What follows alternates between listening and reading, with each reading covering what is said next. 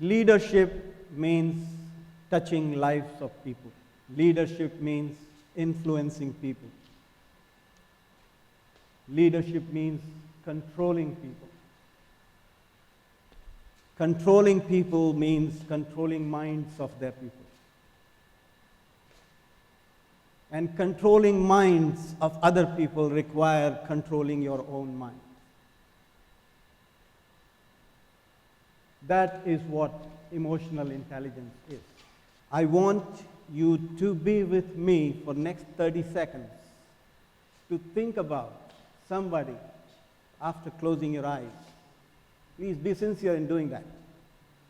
Think about somebody, your parents, your teacher, your boss, anybody who has got the best out of you.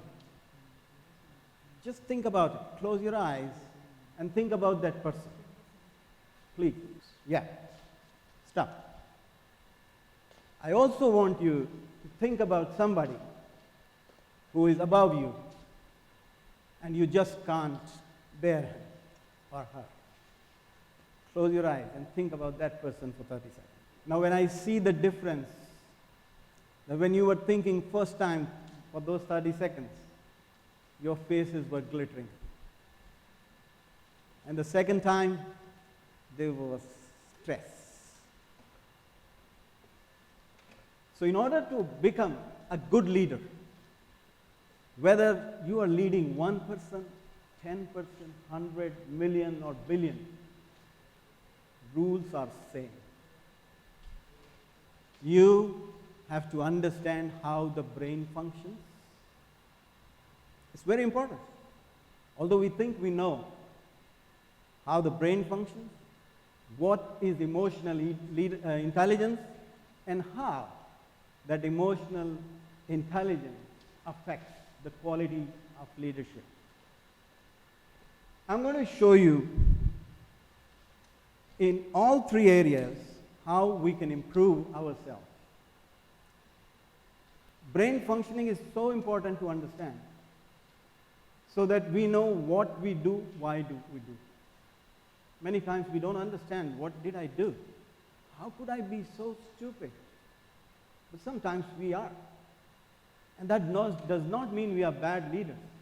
That only means that we have to learn to control those emotions on which we feel regret.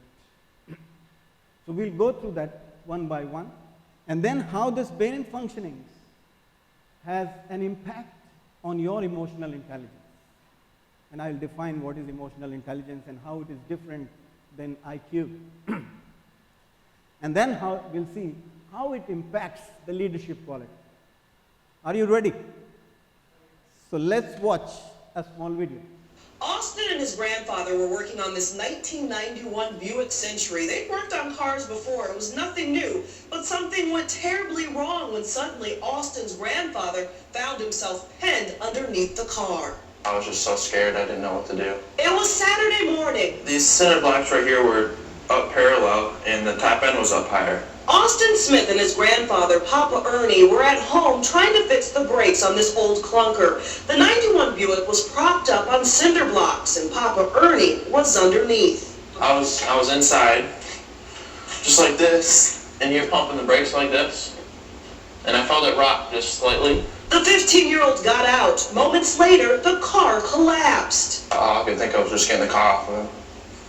And that's what I did. The vehicle weighs over 2,000 pounds. Austin lifted the front end high enough for his 74-year-old grandfather to escape. How'd he do it? Even he doesn't know. I have no clue, probably out of adrenaline.